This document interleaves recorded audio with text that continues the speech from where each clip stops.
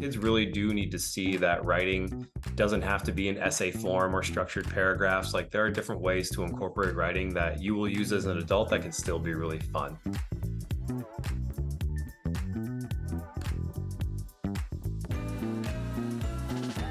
So I created something called the Weird Gift Reviews, which basically is taking these random objects that I found on Amazon or online and having kids write reviews for them as if they have used the product. I think one of the funniest gift reviews that I saw was for this product where it was a giant sticker. And when I say giant, I mean life size. It was a life size sticker of two senior citizens in a golf cart. And so the reviews for that one are pretty good. Like, oh, I'm so glad I can see my grandma and grandpa every single day. I've missed them so much.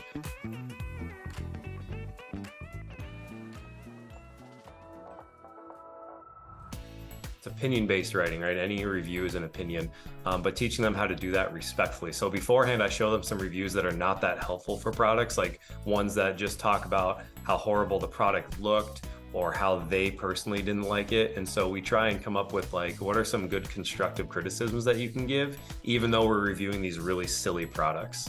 And so we spend a lot of time on structure, like how would you introduce yourself? How are you like a reputable source for doing the review? And I even let kids make it up. They're like, I'm a toy manufacturer CEO. Like, it doesn't really matter because we're just practicing the skill of what is your opinion and how can you back it up with some good evidence.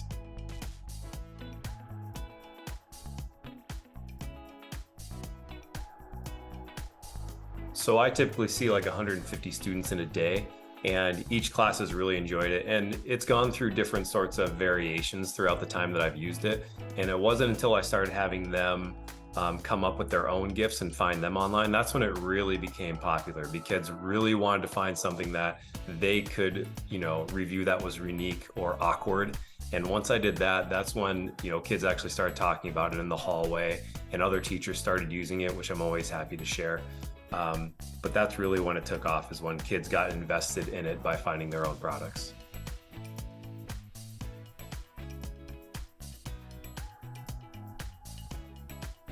So if you are teaching this in your room, I would definitely split up into 2 days. And in the first day that you teach it, I would spend time going over what you want students to actually learn from it. So showing them good reviews, showing them how to write reviews is important. But then you also use that day to have them go find products. And if your students don't have access to technology, it doesn't really matter. You can even have them create products or draw some weird things that someone would use. But usually that first day is prep, and then the second day is kids are actually reviewing them. And I typically do anywhere from like 30 to 50 gifts. And then I have students choose a set amount. So they don't have to do all of them. They can go through and find the ones that they want. So there's a lot of choice involved, which I think helps.